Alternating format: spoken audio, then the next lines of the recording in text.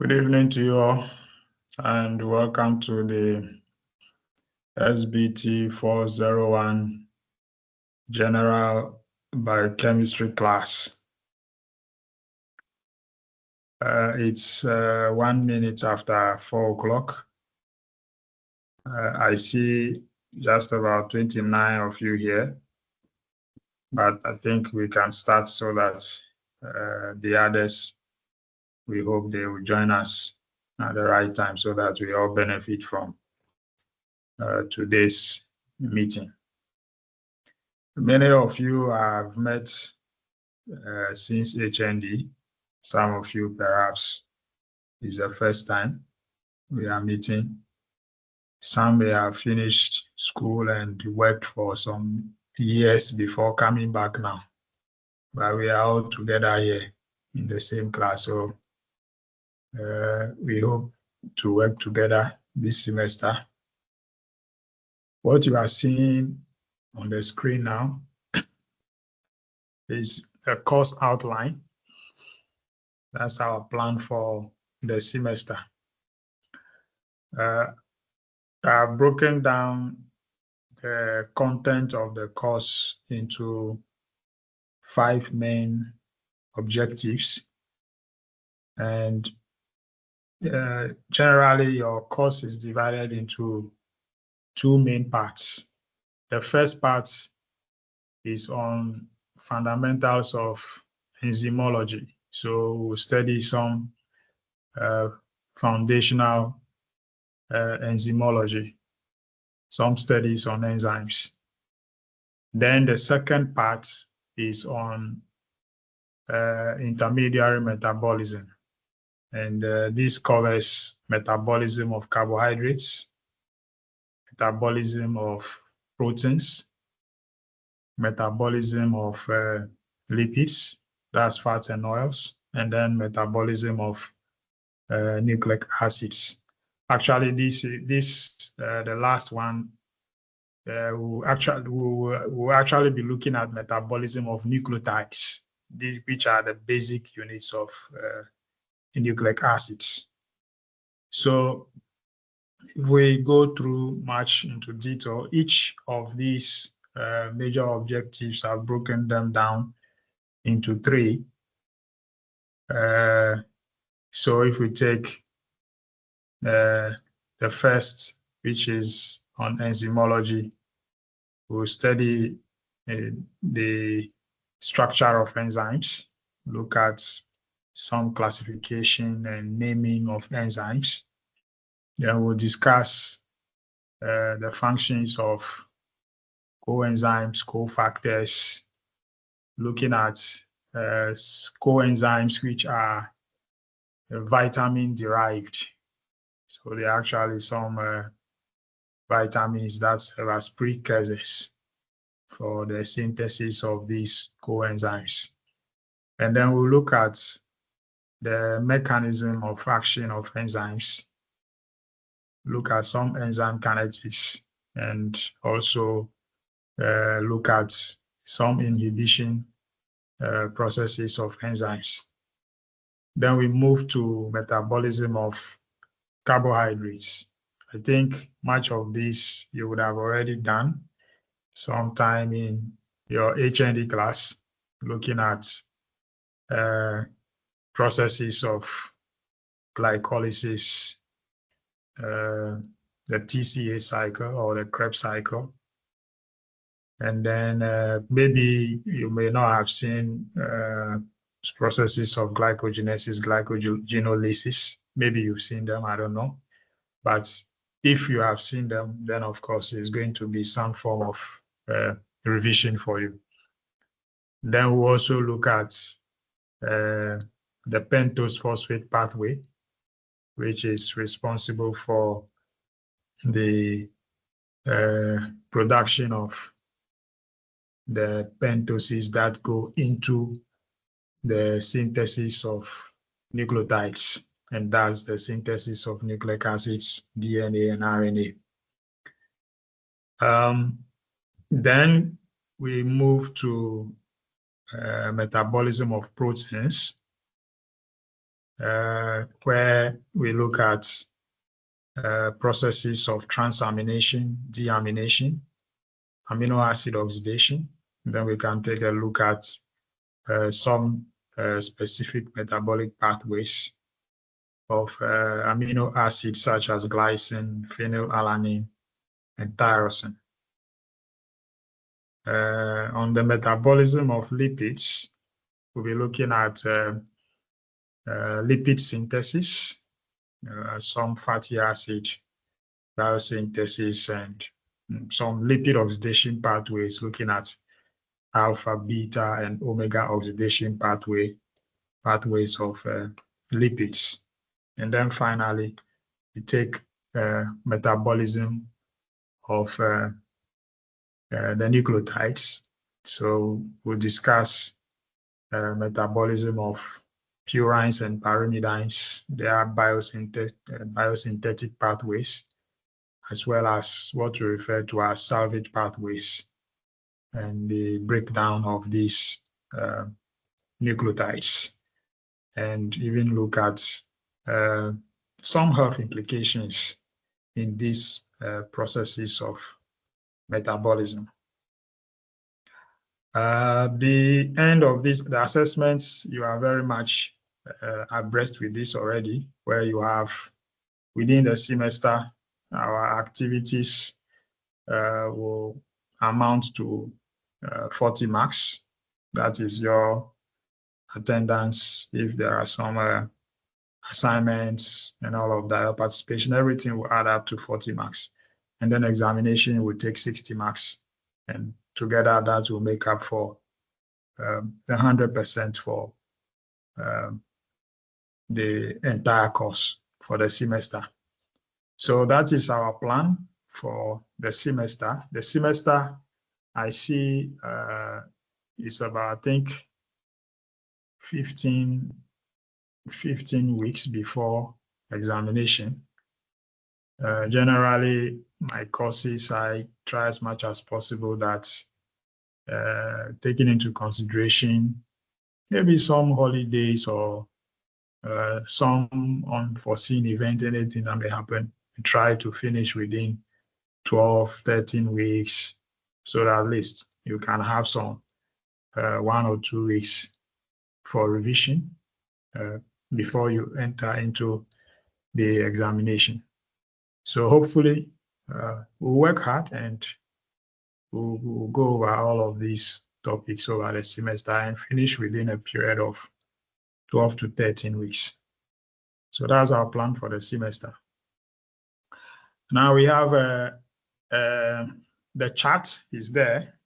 Here we have the chart that if you have any issue, you can write in the chat. Whether it's questions, comments, contributions, any concerns, you can write. I'm monitoring the chat as well, so that if anything, I can quickly attend to it. Or if at the end of our meeting, I open the floor for questions or comments or anything, you can raise your hand.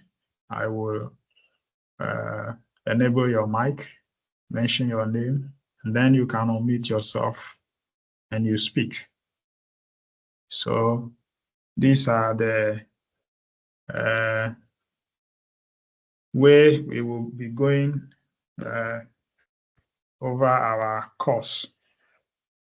Okay, I asked for your details, your student IDs, your full names, your emails. Some of you have provided this.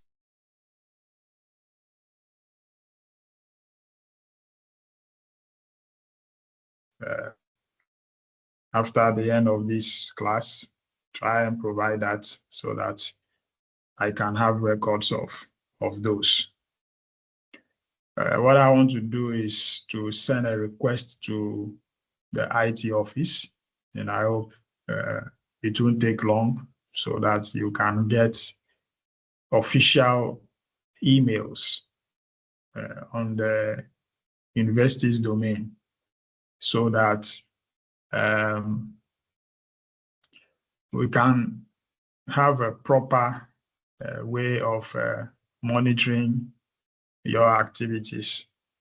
Sometimes people join the class with some funny names or just some numbers showing, things like that. At least for now, I'm seeing that this class, you have all tried to use your real names. It will be good if you can add your student IDs the next time you are joining, so that, because after the class, there will be an attendance, and that attendance will appear in the chat. So you will also see it, so that all that will be recorded.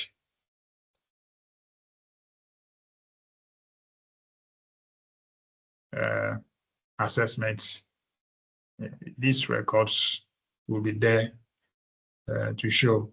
It's not only for me for the monitoring, but it's also for your own advancement. Because if you don't have any record, then I don't know how we are going to, give you some assessment marks and things like that. So by the end of the day, today, I'll be send those details so that we can finalize that. Because when I sent the request, I don't know how long it will take for the IT center to do it. And if they do, those who don't send, they will be on their own. They will have to deal with the issue themselves, because I cannot be going up and down doing that for everyone. That's why I want the list and do all in bulk. Okay, I see some people are writing in the chat. Let me see. Say, good afternoon, sir. Please, will you be around before our exams, or all the classes will be online at your end, please?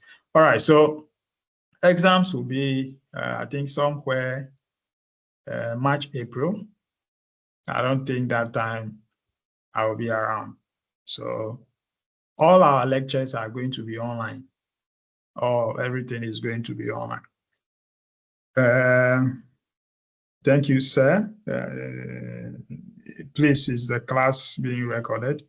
Yes, Alexander, the class is being recorded. So after each class, I will share the video of, the video lecture. I will share it with the class rep. So the class rep will share it with you. So all my lectures are recorded. So you have access. You have access to it. And the slides that we use to, I will make them available to you. Then along the line, I will also add some book chapters. So when I give you book chapters, a book chapter can be big, like maybe 30 pages, 40 pages, 50 pages. You don't have to go reading everything from page 1 to the last page. Once I give you the slides, you use the slides as a guide. So you see the topic that is being talked about, something specific being talked about on the slide. You look into the book chapter, because there will be a little bit of elaboration on what it is that is on the slide, and you read, you pinpoint, pick those things and read. So you have to be like some treasure hunter, where you have a map, which is the slide in your hand, and you move to the specific place and read those things. Because if you want to be reading the whole thing, then perhaps you will not be able to have time for the other courses that you have. All right. Living words. Akpelu says, excellent introduction. Good afternoon. Please, any course book that is handouts. All right. So, Akpelu, I don't give handouts. I don't do handouts. All information is in textbooks. So there's no point for me going to copy and come and be selling to you. But I give you enough materials that you can use to prepare for your course. Fauzia, say, good afternoon. Please, some of us made payment last week, but the school system was down, so we couldn't get our ID. But they said we can get it this week. Thank you. Okay. All right. So what will happen is that I'll just have to wait for this week.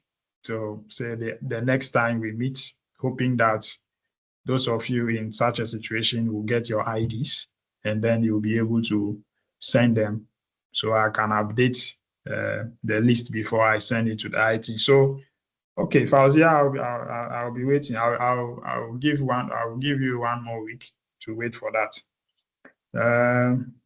Okay, fine. I mean, I think Simon Tete is saying the same thing, that can you kindly extend the date for the collection of ID? Okay, fine. So that's it. I think for now, on the very beginning comments which I've made that you are reacting to, I think we are clear on that. If there are any others that come later, I will attend to them. Okay, so one thing I want to say is that a lot of times I hear students sort of complain about online classes as if it's not, compared to the face-to-face classes, they don't get what they should get out of it, and they complain about that it's not working for them and things like that. But what I want to say is, as a matter of fact, online classes gives you a sort of opportunity that the in-person lectures will not give you. And that's, for instance, as we are here, this lecture is being recorded. And because it's being recorded, after the class, you still have access to it.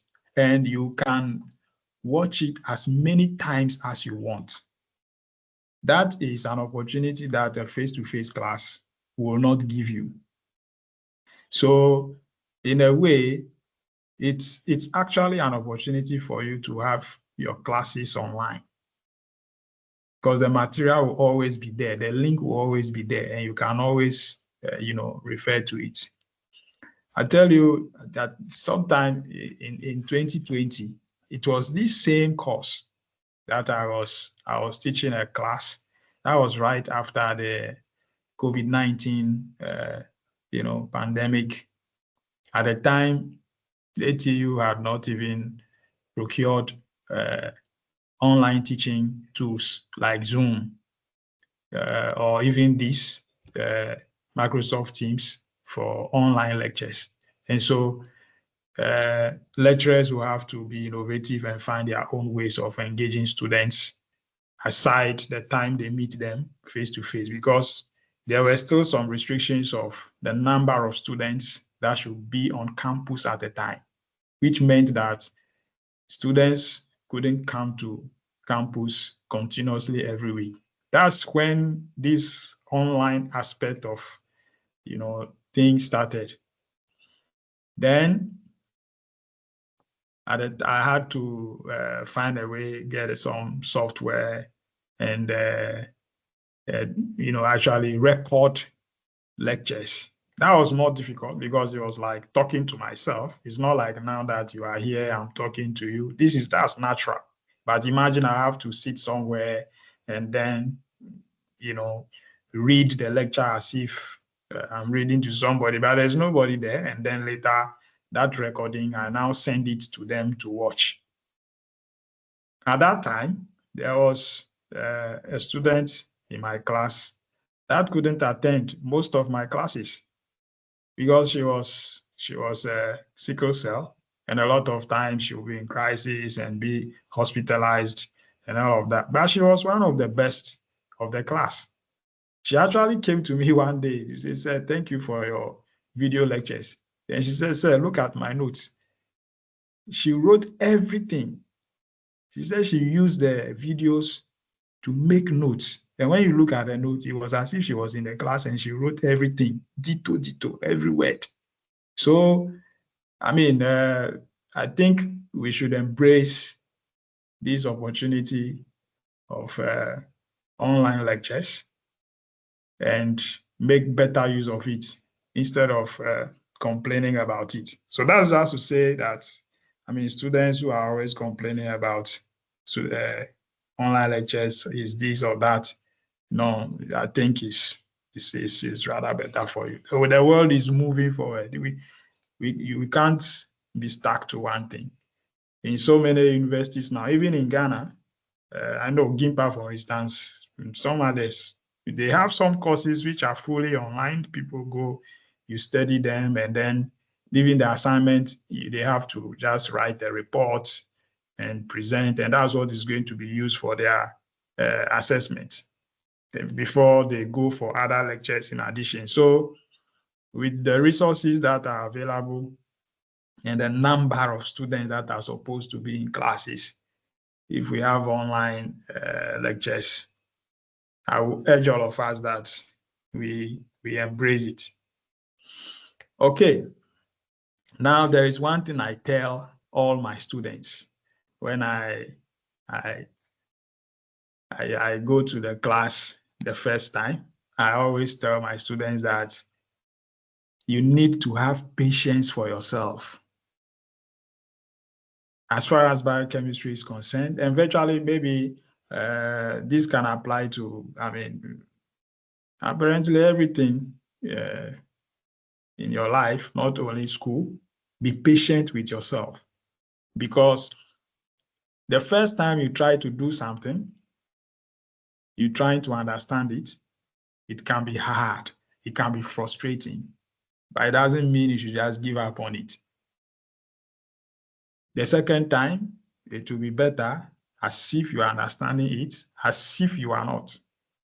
By the third time, you begin to get it. That's just the way it is.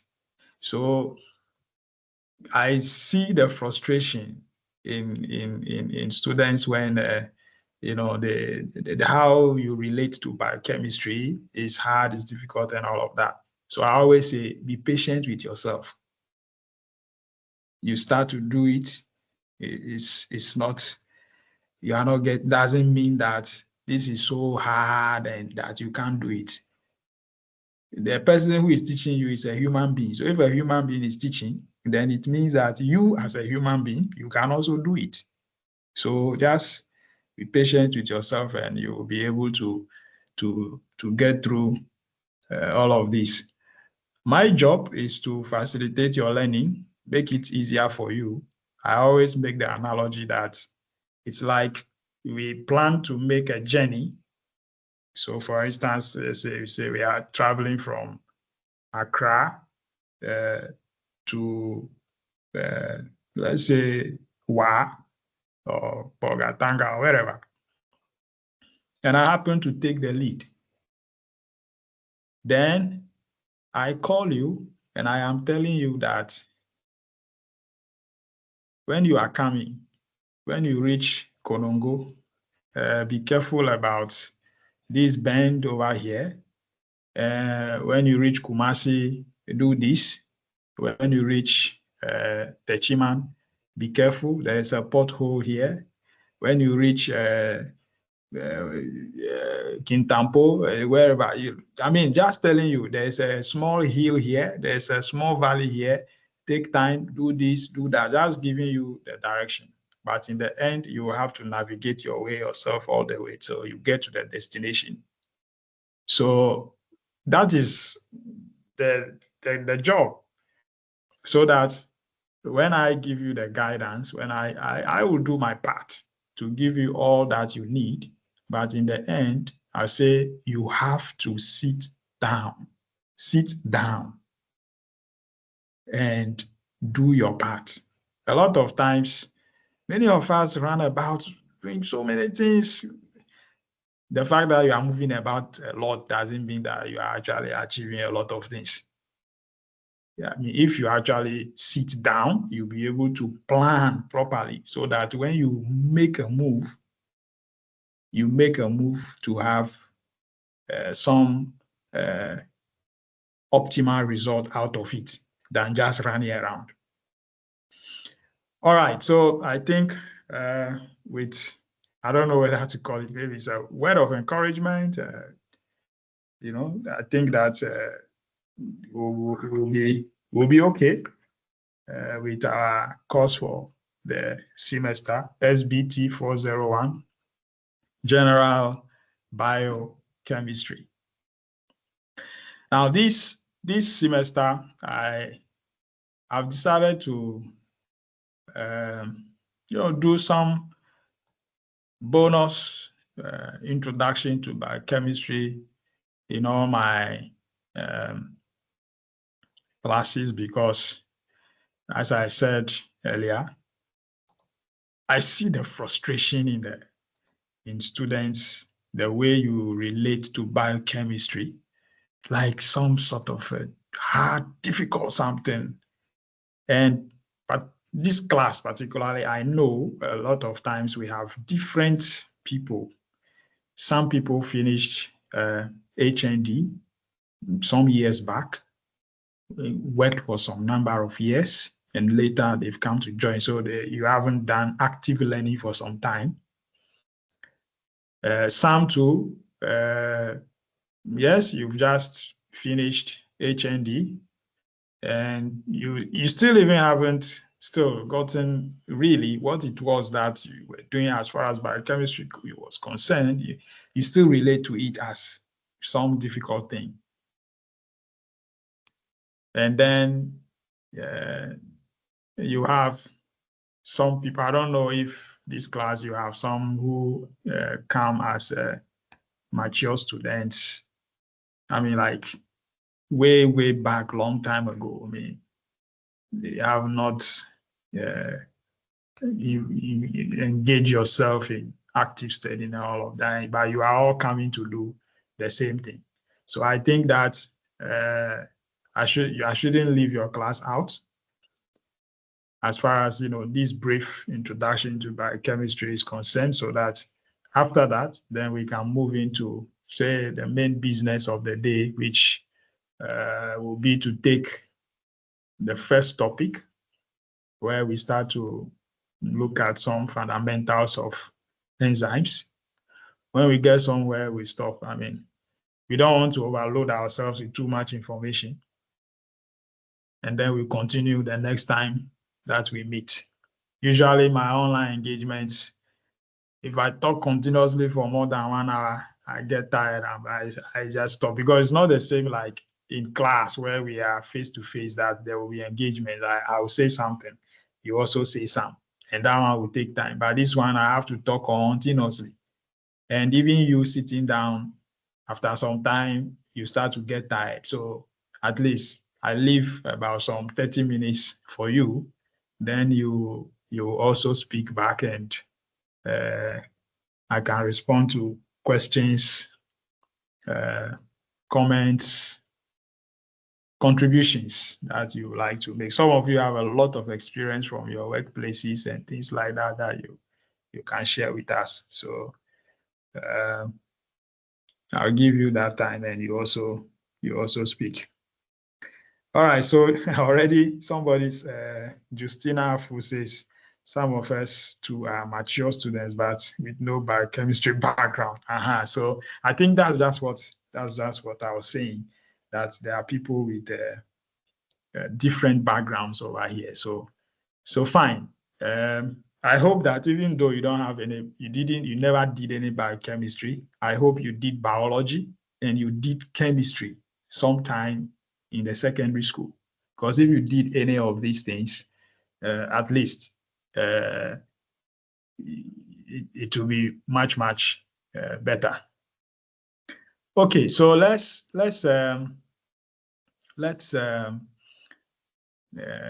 move on to look at some introduction to biochemistry. Say let's get to know what it is when we are saying biochemistry, what it is that we are talking about.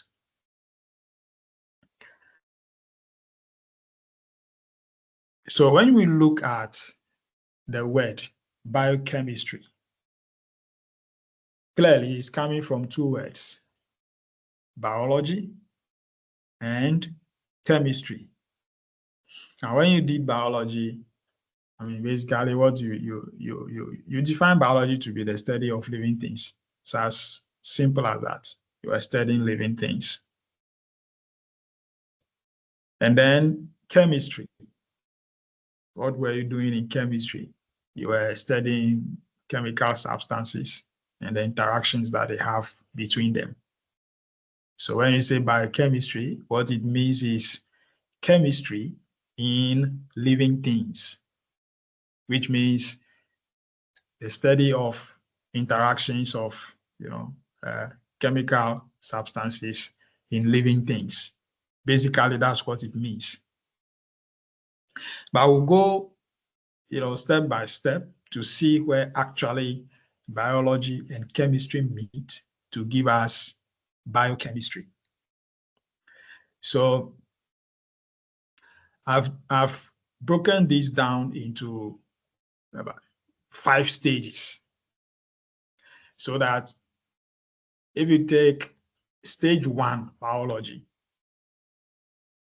I mean, even in primary school, we categorize things into living things and non-living things. Living things, we say living organisms. Now, when you take all living organisms, what do you study at that stage? That's stage 1. You want to classify these organisms. You want to separate them into different groups. Is the living organism an animal? Is it a plant? Is it fungi? So we have what we call classification of living things, where you have such classification into, say, kingdoms. Let's say what kingdom Animalia, kingdom Planta, kingdom Fungi, etc., etc. And each of those kingdoms have phyla. And under the phyla, you had classes.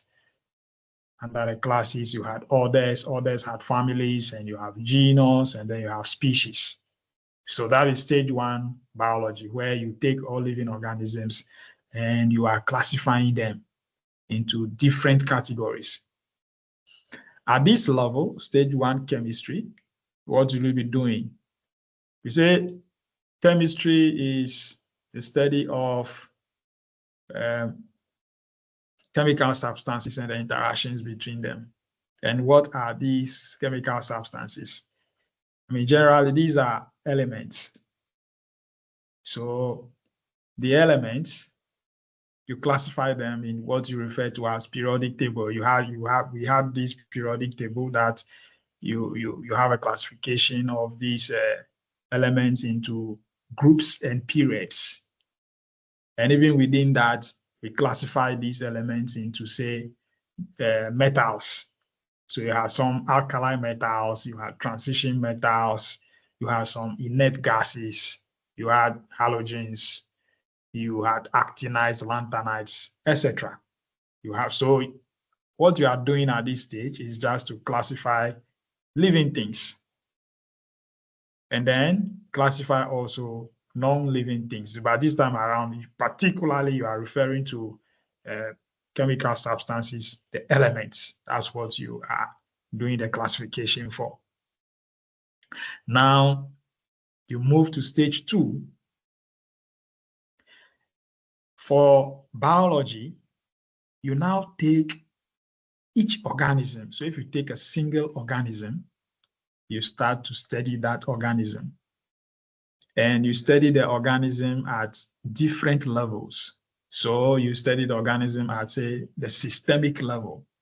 So what you refer to as organ system, like you have a digestive system, you have respiratory system, you have circulatory system, etc. And each of these organ systems are made up of organs. So if you take the digestive system, for instance, you talk about the mouth, the buccal cavity, you talk about esophagus, talk about stomach, talk about duodenum, small intestine, all the way. You talk about all of these organs throughout the system. You also talk about the tissues that make up the organs. Then these tissues are made up of some specific cells. And the cells are made up of organelles. So that's what you do at that level when you take a single organism and you are studying that single organism. In chemistry, now you take an element. And when you take the element, there too, you want to see the structure of that element, particularly the element is made up of atoms. And so you start to look at the atomic structure of the element. You say the atom is made up of a nucleus, and inside the nucleus is having protons and neutrons. And around it, you have shells with electrons. So that's what you do also at this stage. You take a single element, you study for chemistry, biology, you take a single organism and study it at different levels. You move to stage 3. Now you've gone advanced. So this is what I'll call maybe university level, biology and chemistry, where in biology you are now studying what you refer to as anatomy and physiology. Anatomy simply studies structure of specific organs and tissues. So you take that organism and you are now actually studying the structure and function. Anatomy will study structure. Physiology studies function. So together, structure and function. And you actually focus on the structure and function of the organs and the tissues in these living systems. In chemistry, you now start looking at interaction of the elements. So even within the element itself, these atoms can interact between themselves. And so you have formation of bonds. And once you have formation of bonds, you start having formation of molecules and compounds and complexes. So these the compounds and complexes, it means that now you start having interaction between atoms of different elements, so that you start having these compounds and complexes between these different elements at this stage. Now, if you move a step further to what I call stage 4, now you've gone to what you refer to as cellular biology.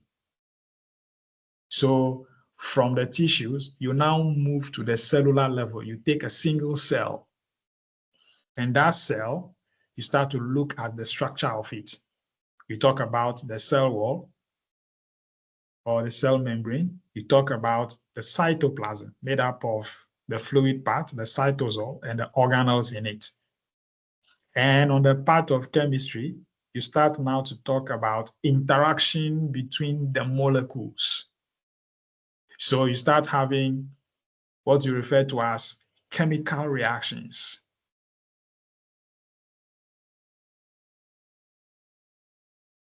Chemical reactions. You start talking about things like oxidation, reduction reactions, which you refer to as redox reactions. If you remember, you refer to different forms of reactions like acid-base interactions. So you have these different forms of reactions occurring that you pay attention to. Exothermic reactions or endothermic reactions. You do all of these types of classifications. You even now start to look at, okay, if you are talking about reaction, you have some some compounds which are the reactants. These are the compounds or the elements that react to give you a certain product. Then you also even look at the energy profile of the reaction. How much of energy is required for the reaction to proceed? And if the reaction releases some amount of energy, which amount of energy is it released? You even look at what you refer to as activation energy. So that is the energy required for the reactants to reach a transition state before you have a product. What are the reaction conditions? Is the reaction occurring in an acidic medium, or it is occurring in a basic medium. You study these things at this stage. Now to the last stage, for biology, now that you were at cellular level, you now move to molecular level in biology. And when you move to molecular level, it means that in that cell, if you take, for instance, the cell membrane or the cell wall, you want to look at which molecules make up this cell membrane or this cell wall.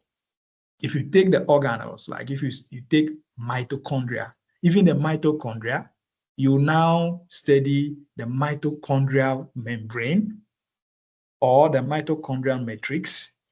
And this mitochondrial membrane, for instance, which molecules make up this mitochondrial membrane. So each and every component of the cell, you want to look at the molecules that make up this. And once you start talking about molecules, then of course, you can talk about the interaction between the molecules. This is where chemistry comes in. So you now have what you are referring to as biochemical reactions.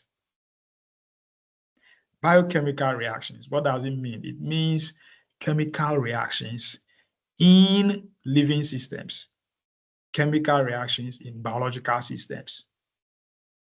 Now, what are the molecules that you talk about in biology? I mean, these are carbohydrates, proteins, lipids, and nucleic acids. So you realize that throughout, those of you who just finished, say, HND, you realize in biochemistry, all along, what you were doing was studying something about carbohydrates or proteins or lipids or nucleic acids, because these are the biological molecules. These are the molecules that make up a living system. And it is between these molecules that you have interactions, which you are referring to as biochemical reactions. And these biochemical reactions amount to what you refer to as metabolism. What is metabolism? Metabolism is just a collection of reactions that are responsible for the sustenance of life of a particular biological system. You have certain reactions that are occurring, that are sustaining that life. So for instance, as we are in this class now, I am speaking. And as I am speaking, I can hear myself. I'm moving my hands. You are also moving your eyes. You can hear. All these things that are occurring in us are being controlled by chemical reactions. So the chemical reactions are always occurring. Even when you are sleeping, you have chemical reactions that are occurring in us. So I refer to biological systems, like say our bodies, as a complex chemical factory, that every single thing, every movement that you make is being controlled by some chemical reactions. And again, once you start to talk about these chemical reactions in the body, again, you are doing what? You are studying types of reactions, where you refer to, is it an oxidative reaction or is it a reduction reactions? That's redox. You refer to what are the reactants and what are the products of the reaction. You talk about energy profile of the reaction, the amount of energy which is required for the energy, for the reaction to run. And once you start talking about energy profile in biological systems, you need reactions to run at a particular rate so that life can be sustained. The reaction cannot be too slow because there are so many reactions and all of them will have to be occurring very fast to control everything which is happening. That's when you start to talk about things like enzymes, like catalysis, biocatalysis. You talk about reaction conditions. Like I said earlier, is a reaction occurring in an acidic medium or in a basic medium. Like for instance, when you talk about breakdown of carbohydrates in the mouth. Your salivary amylase is acting at a particular pH. If it moves to the stomach, in the stomach, the condition there is different. A different enzyme will be active there, but the salivary amylase will not be active there. So you look at some of these conditions which are required for reactions to occur as well. So this is where you have biology and chemistry meeting at the molecular level. In biology, you're talking about interactions between molecules. And which molecules are we talking about? The molecules we talk about, what we refer to as biomolecules, which means biological molecules, are carbohydrates, proteins, lipids, and nucleic acids. So you see that when you look at the course outline, you realize that we are just talking about these biomolecules, carbohydrates, proteins, lipids, nucleic acids. That's all we are talking about. And it is that you talk about all the time in biochemistry. Even if you take a complex biochemical pathway, anyhow you look at it, you realize that you are talking about one of these at any point in time. You are talking about one of these biological molecules. So I hope that this brief introduction to biochemistry would give us some, preparation and taking us into the course itself, no matter which background that we are coming from, into the course. Right. So now we can move to the main business of the day. We start to look at some fundamentals of enzymology, which is the study of enzymes. So this is where we start from. We'll do something brief on it, and the next time we meet, we'll continue. I think we'll require about maybe 2 more lectures to finish with our studies on the fundamentals of enzymes before we move to the metabolism of the biomolecules. Right. So let's move on. So the first thing is, what are enzymes? When we say enzymes, what are they? So enzymes are biological catalysts. These are substances that help to increase the rate of biochemical reactions, to increase the rate of chemical reactions in living systems. So let's take, for instance, that, generally we say carbohydrates are broken down into carbon dioxide and water. So when you look at the reaction that is on your screen, you're looking at sucrose. That is common sugar, the sugar we use at home, table sugar. And this is a simplification of what we refer to as the breakdown of sugar to give us energy. So you have sugar, in the presence of oxygen, giving us carbon dioxide as a product. Some amount of water is also being given out, and then is giving energy. This is a basic thing we learn, that carbohydrates is broken down into carbon dioxide and water and gives us energy. But you see, if you have sugar, if you put sugar on the table, on your dining table in your kitchen, you see the sugar is always there. You don't see that the sugar is you don't go and come back and see that the sugar is no longer there, it's gone.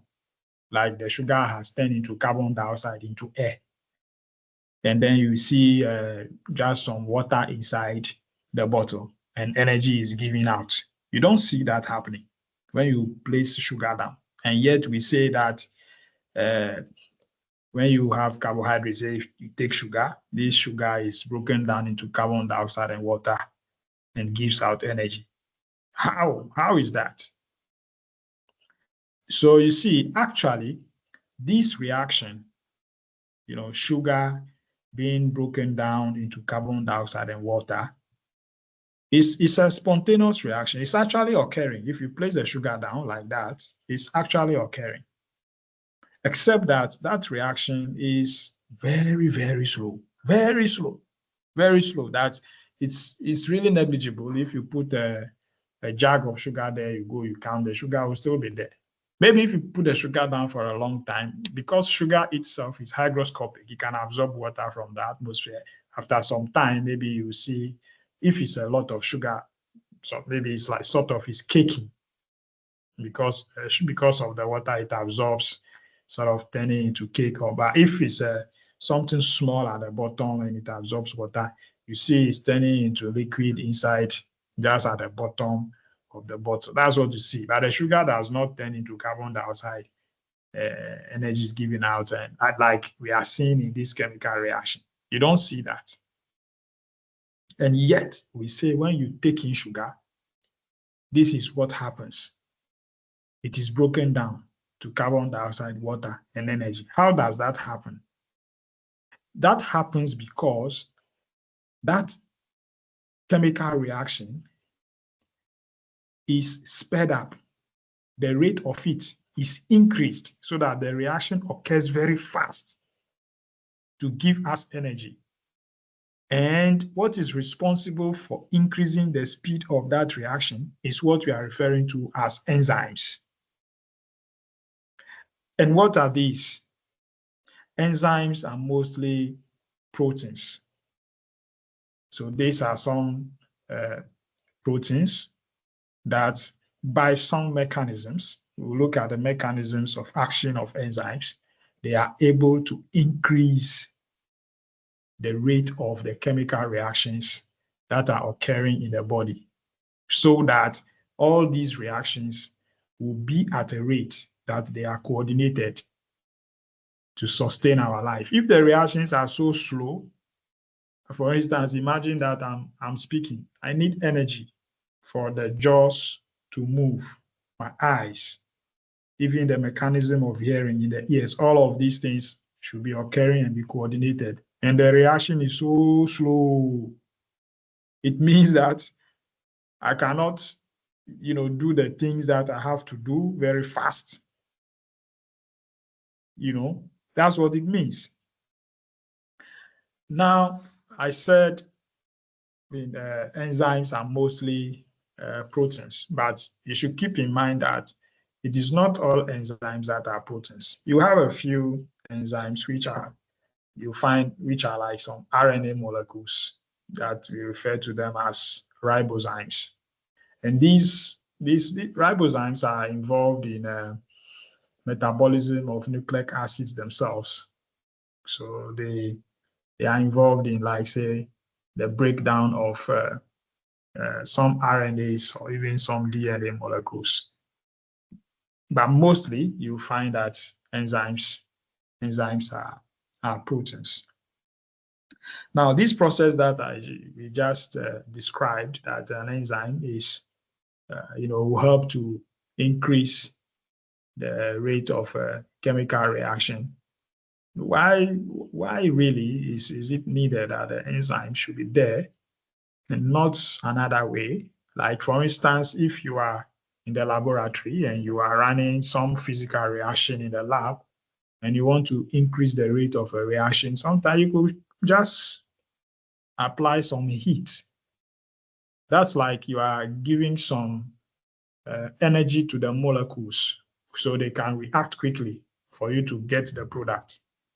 That's what you are doing in the lab when you apply heat to increase the rate of a chemical reaction.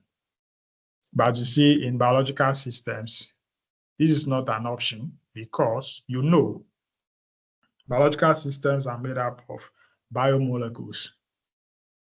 And biomolecules such as proteins and nucleic acids, if you increase temperature above what you refer to as physiological temperature. Our temperature is around, say, 37 degrees Celsius. When you pass, you are 38, 39, 40, your temperature rises, you know what it is.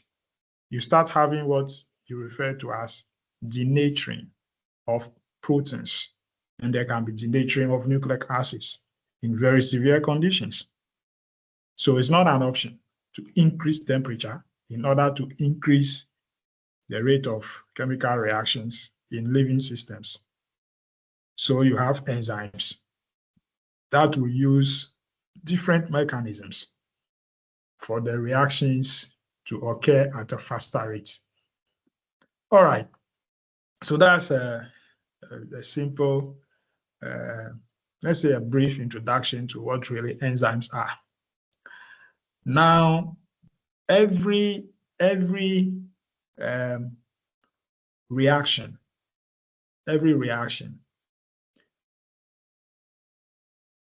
undergoes, a basic principle.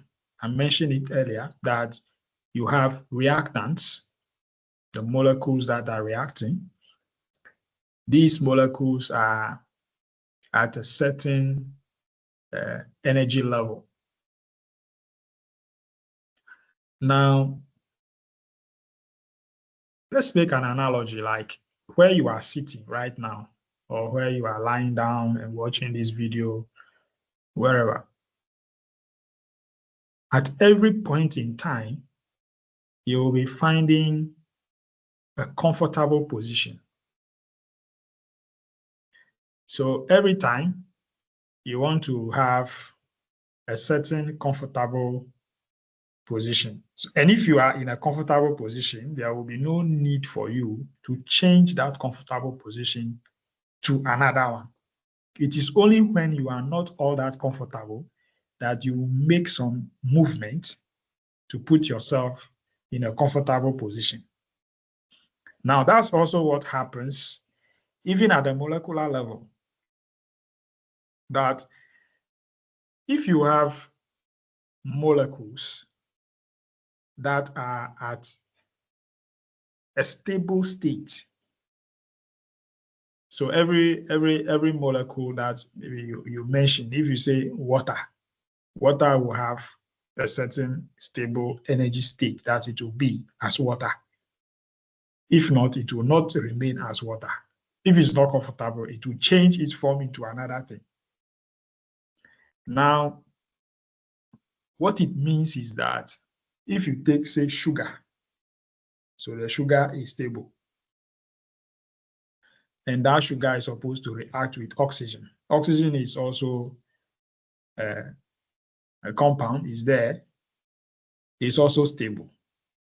Both of them to react will require some activation into a state in which they will be unstable before they will begin to find another stable state to be in. So you have them as reactants, they are at a stable state, but they will require what you refer to as activation energy. Now, what you see on your screen is what you refer to as activation energy profile. The blue line refers to the energy profile of a non-catalyzed reaction. The reaction is not catalyzed.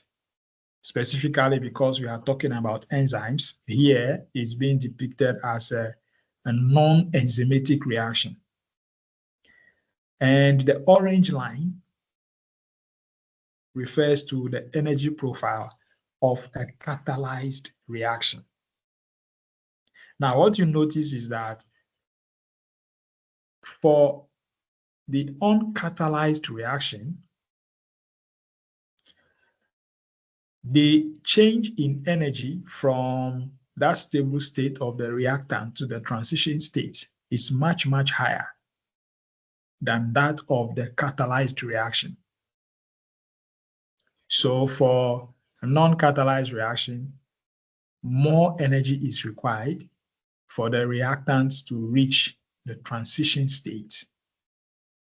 Before you have the transition states reacting with each other to now form a product, and you realize the product is even having a lesser energy level than the reactants themselves. So that change in energy from the original state, the original energy level, to the transition state is what you refer to as the activation energy.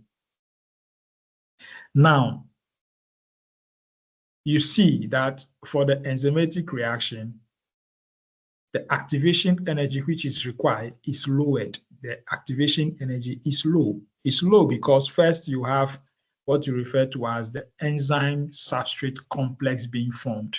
That's like, the enzyme will form a complex with the compound that is reacting. And that complex now requires a lesser amount of energy, the activation energy, in order for the reaction to occur to give you the product. What you are seeing, EP complex, is enzyme product complex, which later will dissociate and you have a product, and the enzyme will also be free to continue reacting with more molecules in a reaction system. So if there is anything at all you should pay attention to here, you should remember is that activation energy is the energy required for reactants to reach transition state. That's the maximum energy level that can be reached by the reactants. So it is to make the molecules unstable at a point that they will begin to look for a more stable state. That's when they react, and then they now form a product, which is a more stable state, which will be the compound, the product that will be formed. Okay, now with this basic principle of energy profile, I think when we continue and start to look at some mechanisms of reactions of enzymes, so like enzymatic reactions, you will relate with it. Now, before we continue,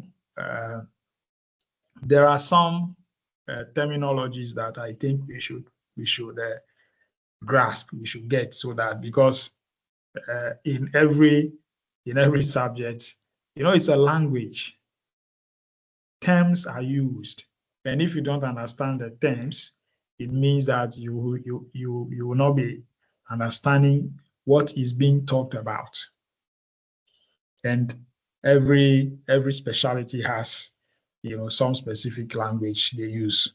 The finance people will have this, the marketing people will have this, different fields, they will have their own.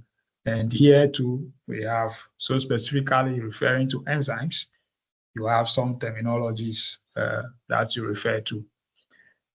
The first is cofactor. Cofactor. What is a cofactor? So this is remember I said enzymes are mostly proteins, but a cofactor is a non-protein part of the enzyme. I mean, generally, there are some metal ions. It could be some calcium ions, magnesium ions. These are not proteins, but they are required for the functioning of the enzyme.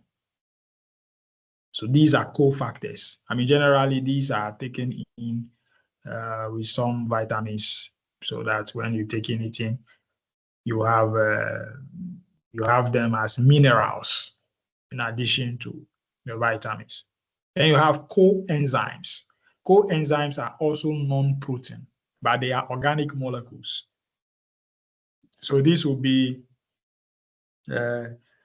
some vitamins. A lot of times it will be some vitamin Bs. So you have vitamin B complex, and you'll be seeing things like vitamin B2, B12, things like that. These are acting as coenzymes.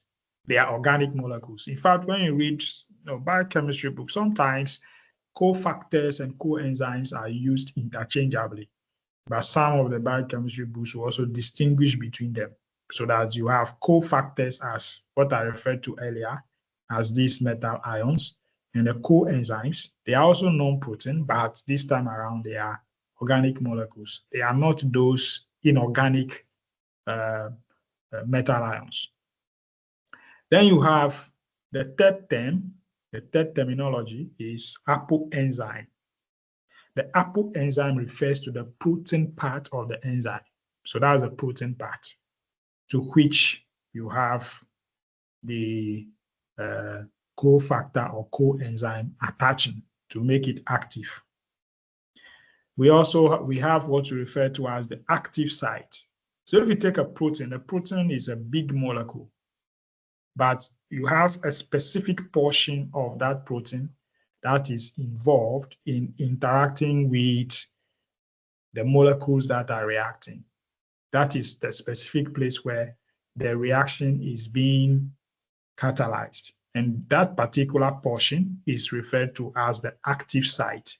And this is usually made up of some amino acids in the protein. So you can have like usually 3 amino acids at different positions of the protein that fold and come together. It's a sort of a pocket that holds the molecule for the reaction to occur. This particular site we refer to as the active site.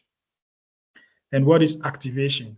It refers to any process of initiation to initiate a chemical reaction to occur. That's activation. Or to increase.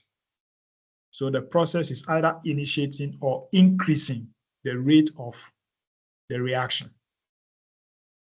And the opposite of that is inhibition. That is the process of, say, reduction of the rate of a chemical reaction, or even stopping the reaction altogether. That is inhibition. Then, of course, an inhibitor will be a compound, be a substance that will either reduce the activity of an enzyme or, say, reduce the rate of a reaction or completely stop the reaction. That's an inhibitor. What it also means is that an activator will do an opposite of what an inhibitor is doing. And the activator, of course, is the enzyme. Then you have a substrate. The substrate is the compound on which the enzyme is acting. So the substrate these are the compounds that are reacting. So the enzyme is acting on the substrate, and you have the rate of the chemical reaction, increasing or accelerating. So these are I think these are major terminologies that we should get, so that as we continue, when we are using them, when we say something like cofactor, coenzyme, you know what it is.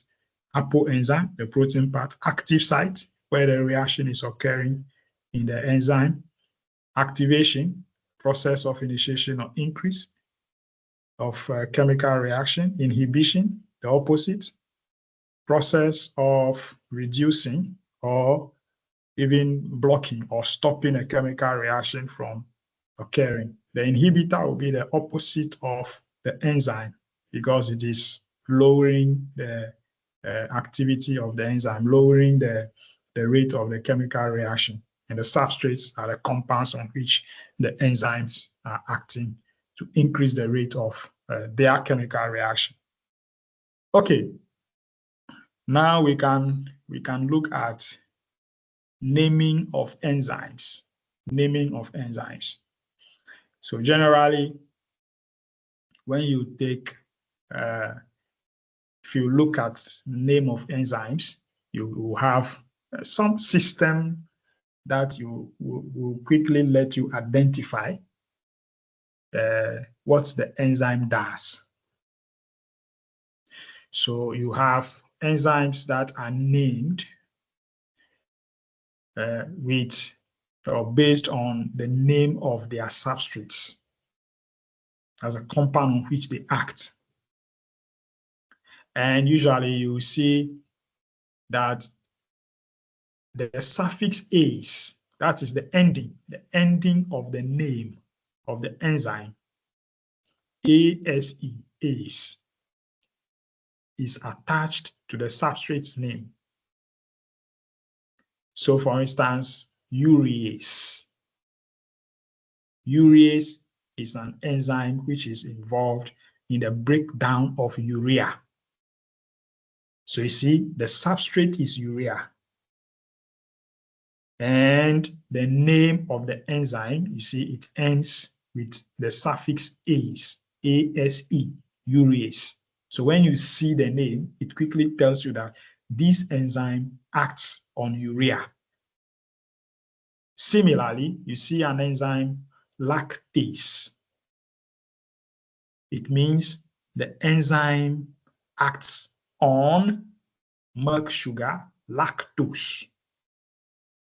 So the enzyme is involved in the metabolism of lactose. Now, you can also have enzymes that are named based on their activity, the activity that they carry out. So, for instance, you have heard a name like DNA polymerase. Here you see again the suffix is there, "ase", polymerase. This enzyme is involved in polymerization of nucleotides. What's polymerization of nucleotides? It's the joining of the basic units of nucleic acids, which are nucleotides. So to form polymers of nucleotides. That's what DNA polymerase does. It will be joining nucleotides to form a nucleic acid chain. So it is polymerizing, it is catalyzing the process of polymerization of nucleotides. Another one, pyruvate decarboxylase. Decarboxylase. So what does it do? I mean, think of the D in front of the carboxylase to be what? Delete. So deleting or removing. So pyruvate decarboxylase removes carboxyl group or carboxylic acid group, the COOH group, from the substrate pyruvate. So that's pyruvate. You have actually seen, so an enzyme like DNA polymerase, you've seen it. You've seen it. You have also seen pyruvate decarboxylase when you are doing carbohydrate metabolism. You will see it again. Then an enzyme called lysozyme. Lysozyme. So this time around, it's not ending with "ase", but it's ending with zyme, which is in the name enzyme. Lysozyme.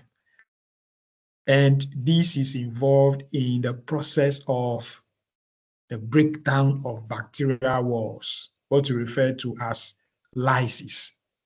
So lysis of bacterial walls. And so from that process, lysis, you have the name lysozyme. So this is another way of naming enzymes based on their activity. The first one was based on the substrate on which they were acting. This one is based on the activity of the enzyme. Then, of course, you have some enzymes also having like common names. It's not based on any of these systemic ways that we have named, we have seen the naming. So you see an enzyme pepsin. It only, the name pepsin is coming from the Greek word pepsis, which means digestion. And that is because this enzyme pepsin was, discovered in digestive fluid. So it had been known to be involved in digestion. So that's why that name was given to it, pepsin. Another one, trypsin, because, also from the Greek word trying, which is to wear down.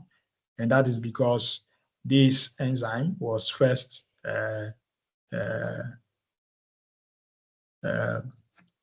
obtained or say extracted from pancreatic tissue just by rubbing glycerol on pancreatic tissue so that you have that protein, trypsin, being extracted in glycerol. And because of that process of wearing off the trypsin molecules into glycerol, the name trying, the name trypsin from the word trying, which means to wear down in Greek, was given to it. All right, so but these are common names, not following that's the systemic way that we looked at the addition of ase, the suffix at the end of the substrate that they act on or the activity that they are involved in. Right. Now, we can move on to classification of enzymes,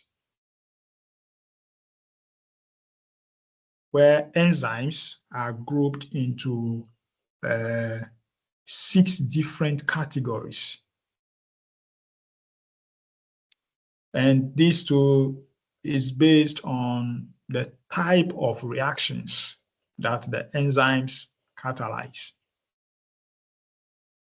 Now, the first group of enzymes we refer to is oxidoreductases. Oxidoreductases.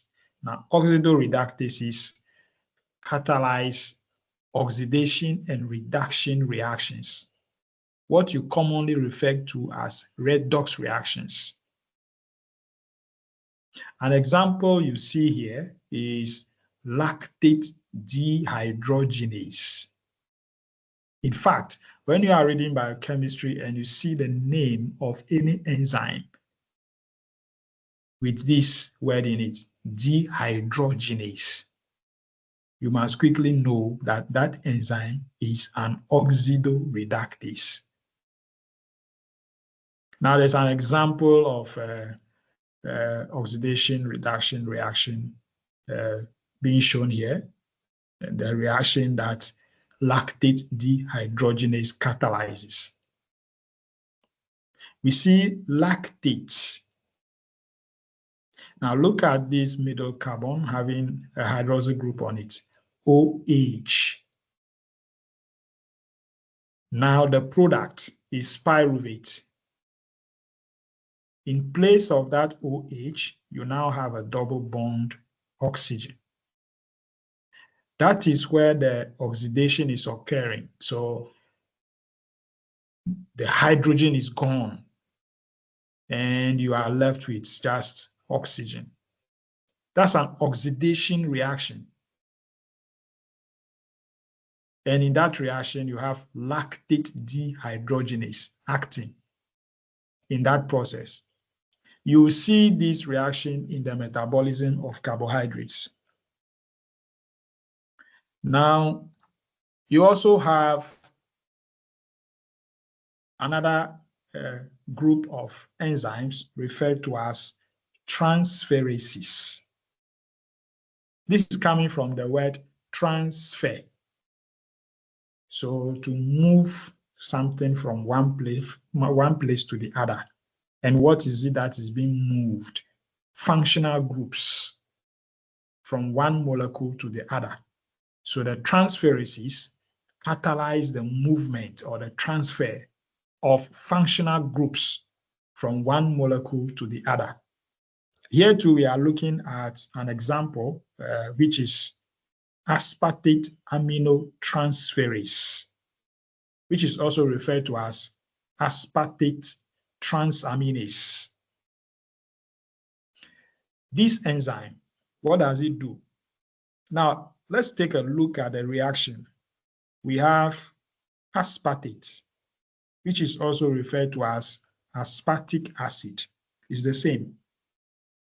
Then we also have alpha ketoglutarate, which can also be referred to as alpha ketoglutaric acid. Now, what are the products? The products are oxaloacetate and glutamate. Now, what really is happening in this reaction? Because we are saying the enzyme aspartate aminotransferase or aspartate transaminase is involved in the transfer of functional groups. So which functional groups are being transferred? Now let's take a look at aspartate or aspartic acid. You see there is an NH3 plus group. NH3 plus group on one of the carbons. Now, when you also look at alpha ketoglutarate, you see there is a C double bond O on the second carbon from the top. Second carbon from the top. You see there is a C double bond O. Now look at the product, oxaloacetate. You see that in place of the amine group, the NH3 plus group, you now have the C double bond O from the alpha ketoglutarate transferred onto that carbon, which you now see in oxaloacetate. And you see the amine group from aspartic acid also transferred to where the C double bond O was in the alpha ketoglutarate. So you now see glutamate or glutamic acid. So it's a transfer that like it's an exchange between the NH3 plus and the C double bond group, which gives you oxaloacetate and glutamate as a product. This reaction you will see in the metabolism of proteins. Actually, this is where you see the connection between metabolism of carbohydrates and proteins. Because you see, alpha ketoglutarate is one of the intermediates that you see in the tricarboxylic acid cycle. You also see oxaloacetate in the tricarboxylic acid cycle. Aspartate or aspartic acid is an amino acid. And glutamate is also an amino acid. So you see when we are looking at the metabolism of carbohydrates, proteins, you see they are interconnected. They are not just standing alone. They are interconnected. So you will see this type of reaction when we are looking at those metabolic pathways. The next, that's the third class of enzymes. So we refer to as hydrolases. Hydrolases. And these catalyze hydrolytic reactions. Hydrolysis is the breakdown of a big molecule, in the presence of water into two or more molecules. So you see an example here. The enzyme which is involved is acetylcholine esterase, which is breaking down acetylcholine. So you only see that there is an acetic group, CH3COO. H, this acetic group, is giving you that acetic acid there. And then the choline part is what is giving you choline. So acetylcholine is broken down into acetic acid and choline in the presence of water. That is hydrolysis. The fourth, these are lyases. And lyases are involved in either the addition or removal of groups from compounds to either form double bond in it or remove double bond from it. So actually, this reaction here can be a reversible reaction. This is another reaction which you see in the tricarboxylic acid cycle, the TCA cycle or the Krebs cycle, where you have the enzyme aconitis catalyzing the hydration. So I want you to pay attention to this. See the previous reaction that we looked at, we had water there, and it was breaking the acetylcholine into acetic acid and choline, two molecules. In this instance, you have water, but you are not having cis-aconitate breaking down into two molecules. No, you are rather having this water molecule, sort of breaking into hydrogen ion and an OH, and they come to, add onto the carbons with the double bond between them in aconitate, so that you now have OH on this carbon in isocitrate. You see an OH there, which is coming from water, and you see the other carbon, hydrogen, is coming onto that. So the double bond is removed from it. There can be a reverse reaction where isocitrate undergoes dehydration. That is removal of water to give you cis-aconitate. So this reaction can also be reversible.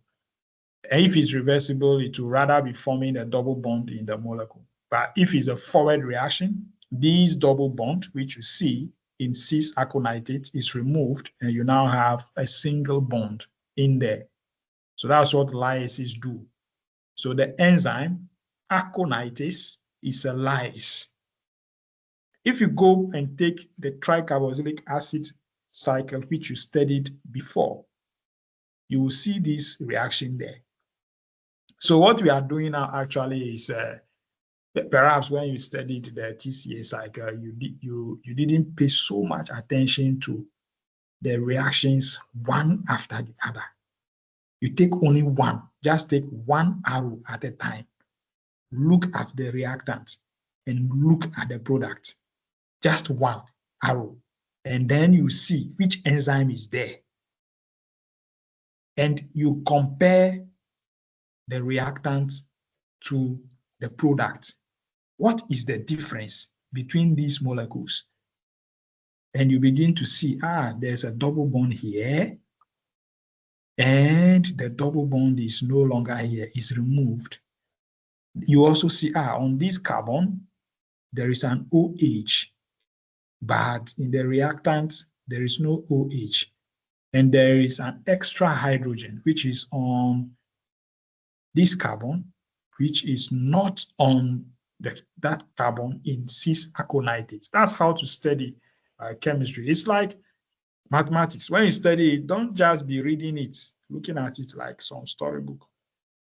Have some jotter beside you. So if you take an arrow, you take a reaction, you write it.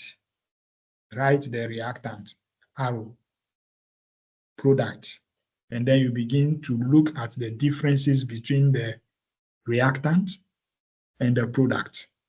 That's what is going to make you to understand what actually is happening, what is changing from one molecule to the other.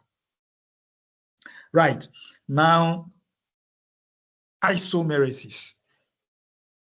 This is easy. I mean, from the name, it tells you that this enzyme is involved in the formation of isomers. So you have a reactant, a compound that an enzyme is involved in changing its form into an isomer of that compound. I mean, what's an isomer? What are isomers? These are compounds with the same chemical formula, but different structures. So, for instance, you have glucose 6-phosphate, which is being transformed into fructose 6-phosphate. They have the same chemical formula, but different structures. And the enzyme which is involved there, even in the name, it has the term isomerase, phosphohexose isomerase. Phosphohexose means a 6-carbon sugar with a phosphate group on it. So the isomerase acts on 6-carbon sugar with phosphate group in it. So that is isomerase involved in the transfer of groups between molecules to yield their isomeric forms.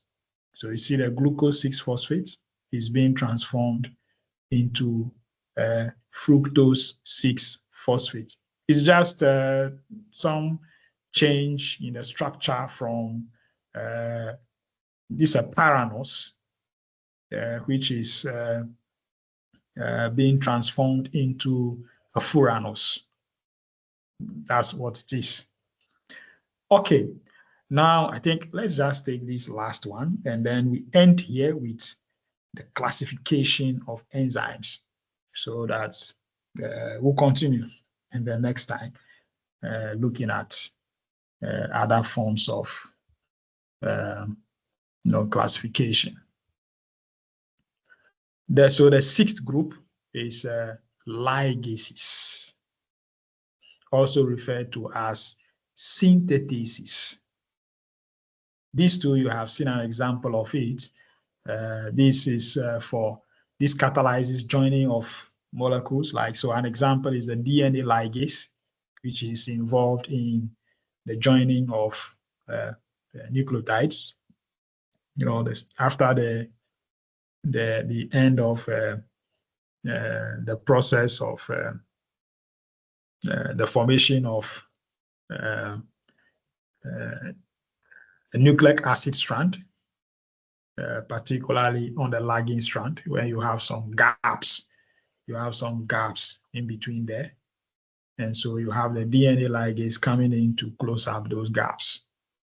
So these we refer to as ligases. They catalyze the joining of two molecules. All right, I think, so as I said, we'll end it here. We have just finished with the 6 classes of enzymes, which are oxidoreductases, transferases, hydrolases, lyases, isomerases, and ligases. So the next time we meet, we start to look at classification based on specificity of the enzymes. So now what we'll do is I'll open the floor. Any questions, any contributions, any concerns, any comments, you can either write in the chat or you raise your hand. Then I will enable your microphone. You unmute yourself, you speak, and then I respond. So the floor is open.